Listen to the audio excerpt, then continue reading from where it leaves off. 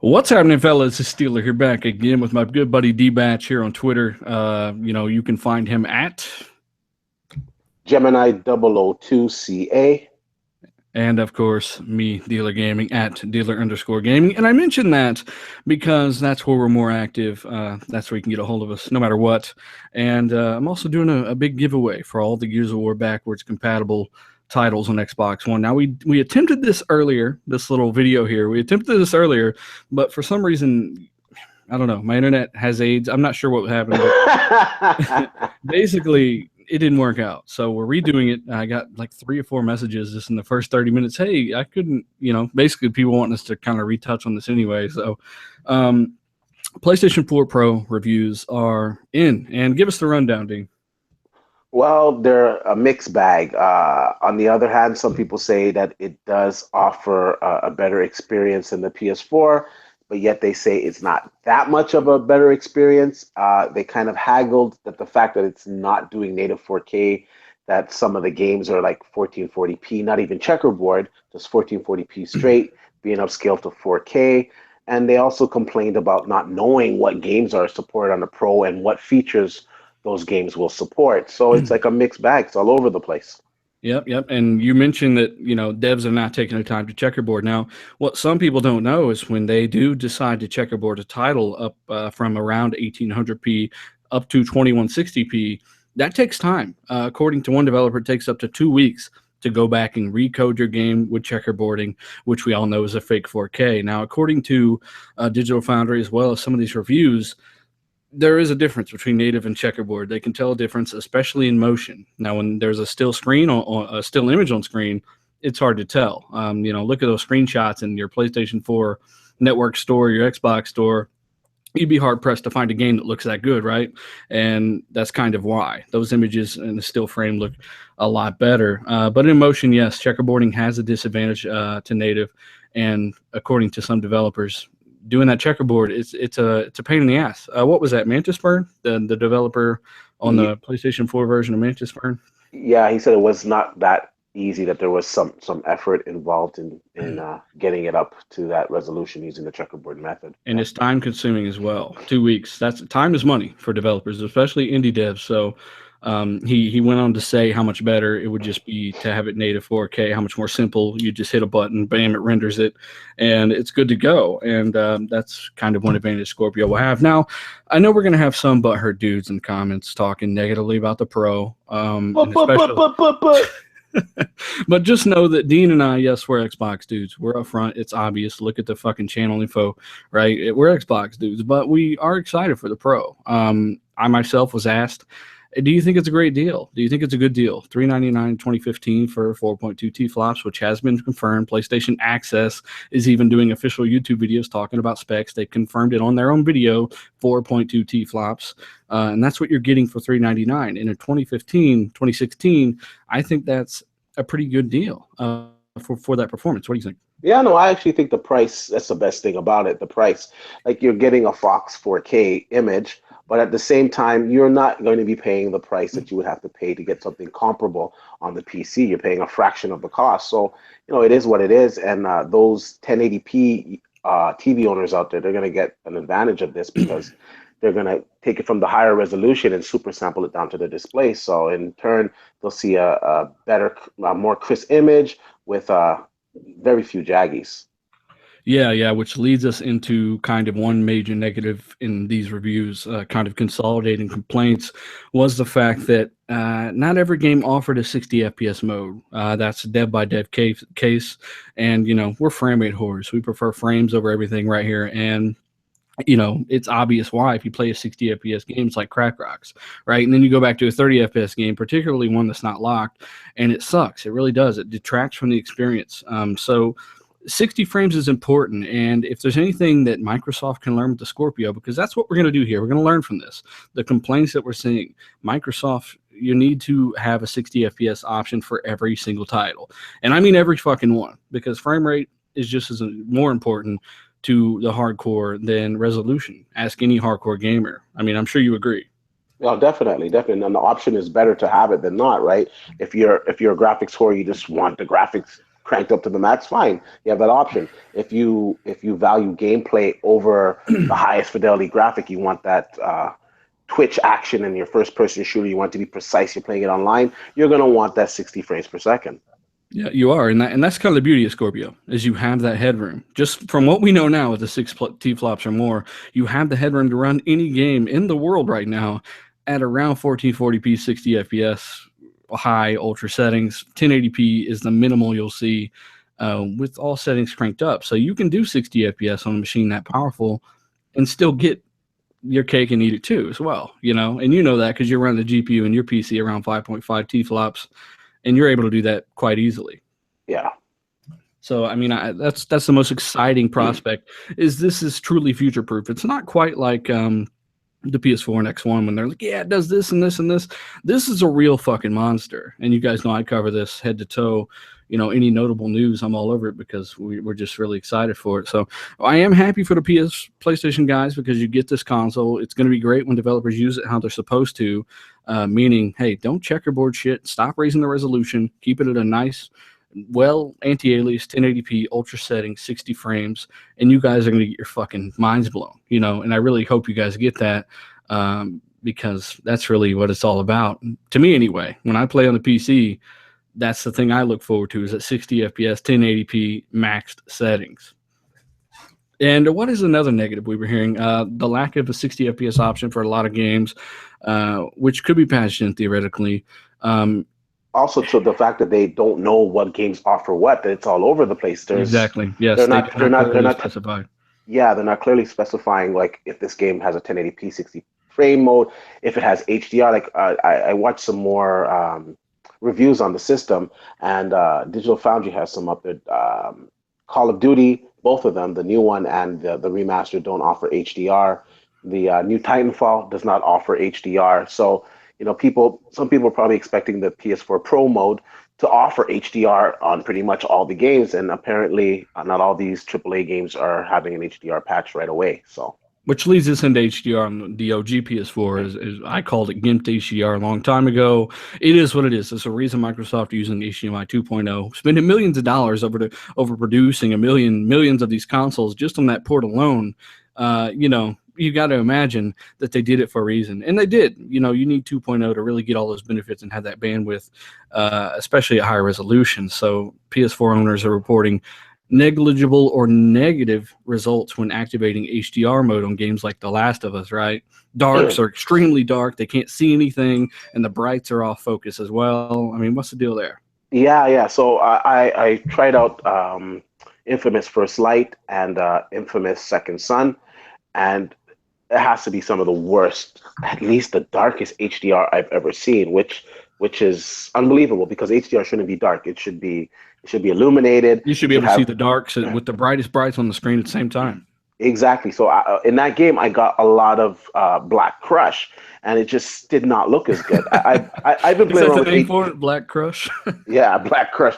I've been playing around with HDR for the last 3 years, like before most people even knew what HDR was. So I know what proper HDR looks like, and also too, I have it to compare on the Xbox One S. I've played Forza, I've played the new Gears of War. The HDR looks fantastic. Beautiful games. Yeah, it looks beautiful. My only complaint, like I've stated before, is that I wish they were using the wider color gamut instead of Rec 709. Yeah. But hopefully in the future they'll patch that in. But on the PS4, the regular PS4, like I was saying, like the blacks are just crushed. The lighting is all over the place. It does not look superior to the SDR game version. You're better off without it, basically, is what he's saying. Yeah. Like they're trying to send it through HDMI 1.4. First of all, it should be HDMI 2.0. First of all, HDMI 2.0, it has a different HDMI chip on it that reads the metadata. So HDMI 1.4 does not have that chip on it, obviously. So they're trying to force that metadata through. It's trying to interpret it, I guess, the best that it can, but it will not interpret it the way it really should be. So this is just like to me, it looks. It's worse. It's like an Instagram filter. It's a detractor for sure. Yeah. And definitely. Albert Pinello touched on this. Albert Pinello is one of the tech guys on the Xbox platform, and he was saying the same thing. How are they going to do this and implement it in quite the same way as the native format over HDMI 2.0 or higher? And he was correct, 100%. And people were, ride my sack when I touched on this in a video, Michael Jackson style. It is what it is, guys. There's a reason Sony didn't go into depth, and I would love to see Digital Foundry and some other places do some testing, because consumer reports are in, and the shit's not great. And that's in steep contrast to what people are seeing in the X1S. It's real native, true HDR in all, 16 billion plus colors. Yeah, definitely. So I mean, that's what they can get up to if they decide to go for that higher gamut. Yeah, like another thing that came up from the reviews today, a lot of people were saying that, if you have a PS4 currently, it doesn't really make sense to go out and grab the Pro unless, you're just one of those people that needs to have the latest tech and you have a 4K TV. They said otherwise it doesn't make sense. The one surprise for me that came out of this, though, I knew that the PSVR would get a boost from it. I didn't realize how much a boost it would get from it. It's getting like double the resolution. It's getting more effects. It's getting higher frame rates. So apparently the PSVR is a big benefit from the PS4 Pro. Yeah. What was another? I was surprised at the number of people that were more impressed with games like Shadow of Mordor with super sampling than they were at native 4K titles like The Last of Us. As you guys know, The Last of Us, a PS3 game, kind of up-res for PS4, a little bit of texture work here and there, and they were able to get that native 4K on PS4 Pro. And you'll see that with sports games. As I covered, the sports games are the easiest AAAs in modern times to run at 4K. D's running them on a single card on his PC, no problem. 4K 60 Ultra. They just are what they are. Now, there's not extremely far draw distances. You got crowd members. They can lower the LOD, the level of detail in those crowds as they kind of back off of them, and they can really get great resolutions and high frame rates on the sports titles. Skyrim, amazing game, but it's not a looker either. It's not on the same caliber of Gears of War, The Witcher, or any of that kind of stuff. So you will see that stuff at 4K, even 60 with sports titles on Pro. But when it comes to the big heavy hitters, guys, you all know this. You're smart. If you're subscribed to the channel, you're probably very informed. You're not going to see that on PS4 for the most part. I'm not saying there won't be exceptions. Of course there will. There are exceptions to almost every rule. But basically, you're looking at a checkerboard. And according to some of these reviews, another negative is these people can't even tell the difference, hardly. Yeah, and they're looking at them on LG OLEDs, 4K screens, massive screen sizes too, like 6570, where 4K is really noticeable, and they're still not able to just instantly tell, and that's an issue. That's a real issue. And then another thing that came out is that they said that the games that are from the PS4, the regular, that are in PS4 promo, not all of them, but some of the games, that apart from the resolution bump, there was nothing else added. There was no extra frame rates. There was no extra graphic fidelity. It was just simply a bump in resolution. And that is exactly what I'm talking about when I say they're misusing what power they have. You're going for high resolution when you could really blow people's minds by ramping up all those other settings. Anisotropic filtering, fucking ambient occlusion is a huge one. That adds so much to the environment of a game. You're going to see a lot of ambient occlusion, HBOO, all this high-end shit when Scorpio hits, and you're like, wow, the lighting on these games is nuts. And that's all, a lot of it's HBOO and things like that. So instead of doing that, for some reason, I get the texture part. I get why the texture detail is about the same. They've only got 512 megabytes more RAM. That extra gigabytes of GDDR3 is for kind of software like Netflix, things like that. They've kind of pushed all that out into the slower RAM, and they preserve the 8 gigs of GDDR5 for the game. So they've only got 500 megabytes more flexible memory, meaning the OS can send that where it's needed with games or OS functions. And they just don't have the RAM to increase texture quality, and that's damaging. When you've got higher resolutions, that lower resolution shit starts to stick out more because it's all so much more clear, So that's what it is.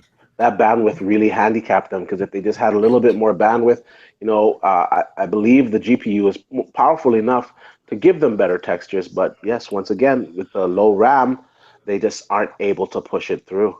Another stark contrast between that and Scorpio, where you've got 217 gigabytes a second memory bandwidth on PS4 Pro, and you've got 320 plus, they said, on Scorpio with 12 gigabytes of RAM, not 8 gigabytes of GDDR5 like the PS4 Pro. So they're going all out, like fucking Patrick Sutherland said in the Scorpio reveal trailer. He was like, "Holy fuck, this is some next level shit." So I'm Yeah. super excited. I know my subscribers are super excited. Speaking of subscribers, thanks for rocking out with us. We just randomly throw this stream up here. And a lot of you guys show up, and it's fucking awesome. I wish I could get some of you guys in here. I think I'll start doing that, and get some more opinions. Even if you're a Sony dude, if you got a level head and you're not a fucking dick eater, I don't got a Ah, problem. I don't got a problem, having you on here and hearing your opinion. But I feel like these are facts. It's not really something you can argue. The reviews are in, and I'm really looking forward to titles that use PS Pro how it's meant to be used at a 1080p level, 60 frames ultra, because that's where it needs to be to get the full effect. yeah, I'm I guessing agree. you're right about there with the same sentiment. Yeah, definitely. Like I do think as, developers wrap their head around this, that, we will get some games that will implement this stuff a little bit better, and they will, they'll have a better handle on it, I'm sure. This is the early days, but as of right now, like the benefits are there, but they're it's not that huge leap They're that just some misusing expected. what power they've got. That's how I feel. Yeah, You're talking 4K on a how old is the fucking Last of Us? I mean a PS3 game. yeah, yeah, Give me a break. yeah. That's a game that needs some better lighting and things like that. So I don't know, Yeah, guys. and that game was just remastered too. So like, they should have at least added something else because they didn't really add anything but just a higher resolution option, right? And they're doing So the it's same like, thing for Uncharted as well. yeah, yeah. Uncharted. I just read up on it. They're not actually using the checkerboard method. They just did a straight 1440p upscale to 4K. And that, at least it's something, right? I mean, they are supporting this thing a little more than I actually thought they would on day one, which is great. And, Yes. another negative being no 4K Blu-ray drive, Yeah. which, who wants to switch boxes? Like I used an analogy earlier, like, hey, imagine if you had Netflix on this box over here, but there was another app that you really liked that was exclusive, like let's say HBO Now or whatever was exclusive to Apple, and you had to switch back and forth. That shit's annoying, isn't it? And that's what you're gonna have to Definitely. do with your PS Pro, and then you want to watch a 4K Blu-ray because anyone with a 4K TV wants to actually use what they're paying for. You're gonna have to switch over to your X1S, And and that's annoying. You want to have that consolidated, and according to Albert Panella, they're shooting to have a 4K drive in the Scorpio as well. And another thing that's annoying is that if you, like me, I have a PSVR, and the PSVR, like the breakout box, does not pass through HDR. So anytime I want to play an HDR game, I got to get to the back of the TV. I got to take out the wire from the breakout box, and then I got to put into the PS4, which is a really crazy oversight for them to have. Like why would you not let it pass through HDR? This just tells me that they kind of rushed this out and they didn't put too as much thought as they should have put into it. Personally, I think they should have like delayed it closer to next year so they could have tried to compete with the Xbox Scorpio because come 11 months, this system's going to be obsolete, man. Yeah, I mean, don't get us wrong. We're not trying to shit on it too hard here. We're excited for a lot of you guys, but also too for those preaching power for the whole generation. You're gonna get dominated. Plain and simple. Yeah, yeah, Dominated by the Scorpio. Just hang on. It's not a big deal. You're gonna notice considerable differences, especially in texture quality, which is huge on the Scorpio versions of games, which have already been confirmed to be highly optimized PC versions of titles. So you have all the top PC features available to you on the Scorpio next year. Now it's not here yet. Yes, we know. Technically, the PS4 Pro is not even here yet until you got it in your house on the 10th or 11th. But you know, it is nuts because this whole iterative upgrade thing was just a rumor 6 months, 7, 8 months ago, and we were all like, no way, and this and that, yeah. and we've all shut the fuck up and said, wow, this is happening. So Yeah, I don't know. Let us know what you guys think, particularly in the comments when the video uploads on the channel, because if you're commenting now, I don't really get to see a lot of that. The comments fly by so quick and stuff, and all those comments disappear when the video renders and hits the channel. So if you had a question or anything, come back when the video's up on the channel and leave a comment then. And I'll link D's channel down below as well, so you can go check out his shit. He goes in depth like myself, and we'll be doing some more stuff here on the channel. But anything else you want to say, man? no, that's basically it. If you're getting a PS4 Pro, just know what you're getting it for. If you have a 4K HDR TV, you will get some benefits.